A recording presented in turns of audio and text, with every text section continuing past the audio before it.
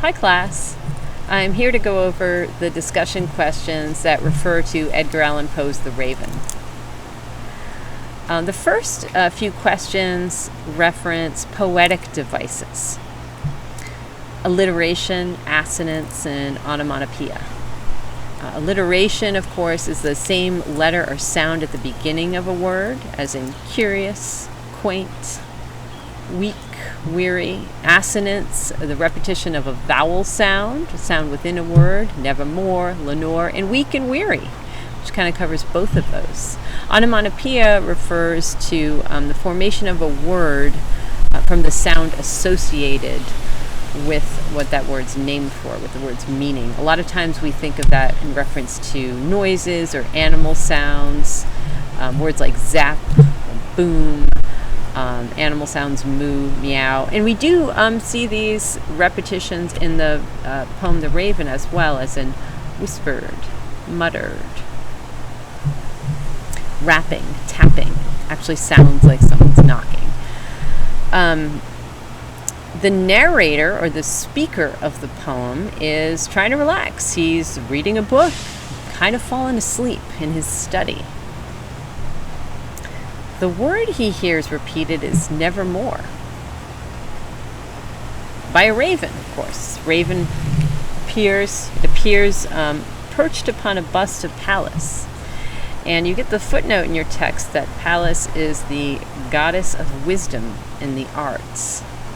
So that ties in with the poem thematically, this idea of the rational and the irrational, what's real and what is imagined. First, the speaker, the narrator of the poem, tries to rationalize the speaking bird. He says, well, it might be something that some unhappy master taught him to do. Doubtless, I said, what it utters is its only stock in store, caught from some unhappy master, whom unmerciful disaster followed fast and followed faster. So when hope he would adjure, stern despair returned instead of the sweet hope that dared adjure that sad answer nevermore. The speaker of the poem says, the bird probably just had an unhappy master who taught it to say the word nevermore. It's a way to rationalize things. But of course, throughout the whole poem, he's trying to determine whether that's just a bird making some noise at him, or whether it's some kind of omen, like a demon or a bird sent, prophet still, if bird or devil, he writes, whether tempter sent or whether tempest tossed thee ashore. He's wondering if this bird was sent to him maybe from another world or another realm and has some kind of special message, or is it just a noise he's hearing? And that's kind of what he's wrestling with throughout the whole poem. He mentions nepenthe, which is a drink or a potion that induces oblivion or forgetfulness. And he's wondering, maybe I should just take this and forget about my dead lover, Lenore, because Lenore is also mentioned throughout the poem, and that seems to be what is at the heart of the speaker's trouble. He's trying to forget his lost love, Lenore, and the only clue he gets is that word nevermore. So I ask you, would you take the nepenthe? Would you induce oblivion if you were suffering as this narrator is? That's up to you to decide. The introduction of the poem is something that's interesting and worth looking at. It's very long. It's single-spaced. It's not even included in all versions of the poem. And it's attributed to being written by someone named Quarles. But it's most likely written by Poe himself.